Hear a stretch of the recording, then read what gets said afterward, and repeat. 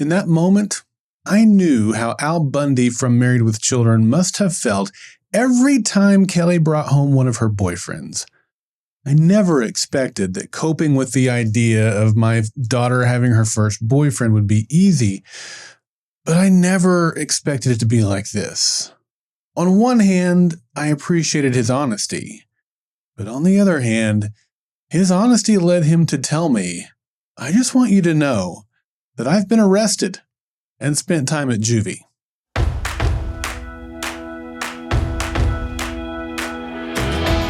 Welcome to Stuff I Learned Yesterday.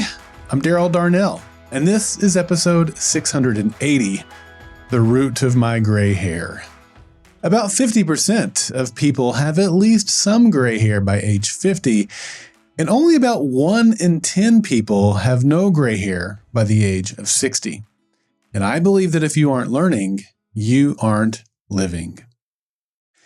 Have I ever told you that parenting is easy? Of course not. We all know parenting is incredibly hard. It's the hardest thing I've ever done. As I'm writing this, I just wrapped up a whirlwind trip with my son. I was in Orlando for a job, and he came out for a day so we could go to the Magic Kingdom together. We got to the park at rope drop and made the most of the early parts of the day. And then after going back to our hotel for a midday rest, we returned to the park. As we were slowly making our way through the line for Seven Dwarfs Mine Train, we began to talk about life. He said, "I don't mean to brag, but I think you and Mom raised 2 really good kids." I looked down at the ground, I smiled, and I confirmed he was right. I mean, sure, they both are still figuring things out and making decisions that I wouldn't make, but isn't that totally normal and expected? The truth is, they are both great kids and doing great things. I'm so proud of them both. But getting here was so hard. It's ironic that I'm writing this from a hotel in Orlando because today's story also has a connection to this city. Addie had told us about a boy she liked. Let's call him Lincoln. For both our kids, we had a rule that we had to meet the person before they were allowed to go out on a date. And we also had a rule that they couldn't date until they were in high school. So when Addie asked if she could invite Lincoln over to watch the Super Bowl with us, we were happy to have him over. We felt like it would be a good, no-pressure situation for him. Introductions went well, and we were settling into the living room. I mean, the pizza hadn't even yet arrived when Lincoln came up to me and made that fateful confession. And how would you have responded? What would have gone through your mind at that moment? Honestly, it's all a blur for me. I remember trying to keep a positive look on my face while a million questions raced through my mind. Why is he telling me this? This is the first time we've met. Was it a big misunderstanding? Did he learn from it and he's now a changed person? What did he do? Does Addie know about this? Is this really the scenario I'm faced with for Addie's first boyfriend? Well, in the days and conversations that followed, it was clear he was not a changed person. He was the type of guy that every parent fears. Phone messages between the two were nightmare fuel for parents. Carrie and I were distraught. Should we put our foot down and refuse to let her see him? Should we give her some freedom to navigate this herself? Was there a different option that was better? Well, the following week, I left for Orlando to attend a podcast conference, and I remember that situation weighing on me heavily and on my mind and on my heart. It consumed my thoughts. I sought advice from every person I knew that might have been through this.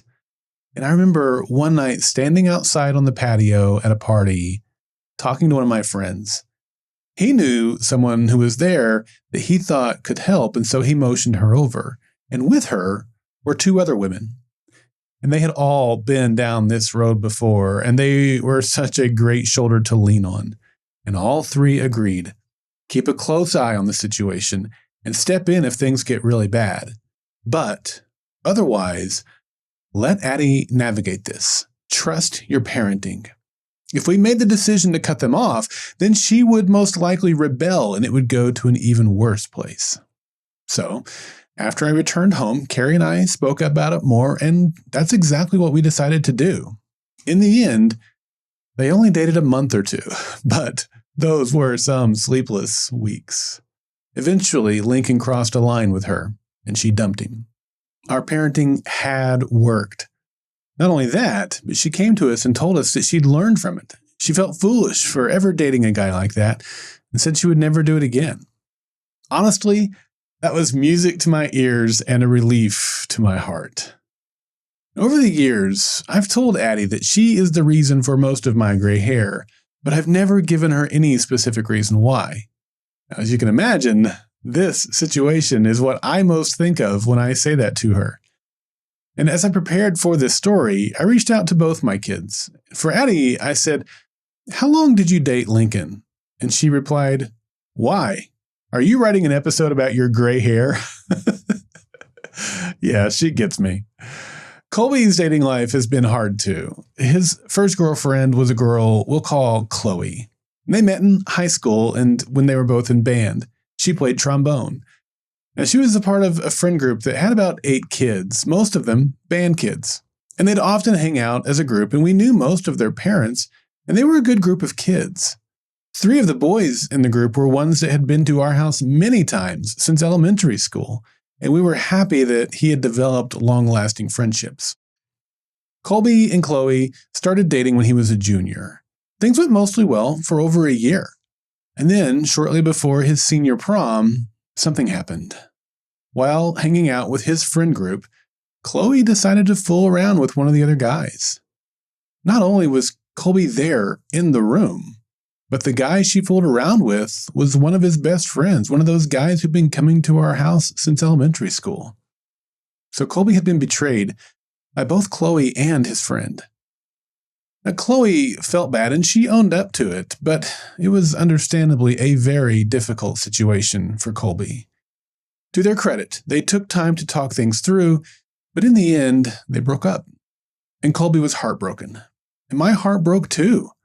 I mean, I'd been there. I remember how it felt when my first girlfriend broke up with me, and I didn't have the extra layers of being betrayed by a friend like he did. I remember knocking on his bedroom door and asking if I could come in. And as I entered, there was my boy, crying, sobbing, confused and distraught. I did my best to ask questions to find out if he wanted to be alone or he wanted me to be there, if he wanted to talk or just wanted to sit. And so, as we talked for quite a while. And mostly he talked and I listened. I knew there wasn't much I could do. I mean, I knew his heart would eventually heal and he'd eventually find someone better, but those facts were of little use for that moment. And so after we finished talking, I asked him if he wanted me to leave him alone or if he wanted me to stay and just sit with him. And he told me he wanted me to stay. And so that's what I did. We just sat there in silence, both of us hurting in our own way. Here's what I learned.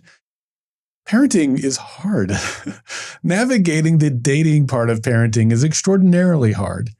We were mindful in talking with our kids about sex and dating from early ages and in age-appropriate ways. We knew that they were going to find out about stuff earlier than we did when we were kids, and we wanted to make sure that the info they learned first was good and from us. We hoped that having these conversations with them would lead them to feel comfortable talking with us about those issues as they got older. And for the most part, that's been the case. When Addie broke up with Lincoln, she confided in Carrie some things that Carrie later shared with me, and some things that have remained between just the two of them. And so here's my advice. Be ready to talk about sex and dating with your kids early. Talk with your spouse and know ahead of time what rules you'll be establishing for your kids about dating. Help them understand what values and characteristics they should be looking for in a person, and demonstrate those values and characteristics with your own spouse in your home. As your kids begin to date, be ready to trust your parenting and be ready to step in. Our kids were given safe words so that they could send those to us discreetly and let us know if they needed help getting out of a situation. I made sure Addie knew where to aim should she need to defend herself, and I made sure Colby knew the right way to respect women and understood what no means. As with all things in life, parenting kids through this phase of life should begin with prayer and studying the Bible. We talked with our kids about the biblical principle of not being unequally yoked. The bottom line is, it's very tough. I'm not sure anyone makes it through unscathed. But by being honest with your kids, planning ahead, and careful guidance, your kids will make it through. And although they may give you a head full of gray hairs in the process, after all, there are more stories I could share that have led to more of my grays, eventually they'll find their way and find their special someone and be grateful for all you did to help them through those very difficult moments. I'm Daryl Darnell, and this has been Stuff I Learned Yesterday. I want you to be a part of the next Monday Mailbag on March 30th. Monday Mailbag is your opportunity to share what you've learned so that other listeners and I can learn from you. It can be a message as short as 30 seconds, or it can be several minutes long. It really doesn't matter, just as long as it's something that will benefit others. You can send in questions or responses to my SILY episodes, and I'll respond to them via Monday Mailbag episodes. You can participate in Monday Mailbags by visiting the Golden Spiral Media listener feedback page at goldenspiralmedia.com/feedback, or send me an email at feedback@goldenspiralmedia.com.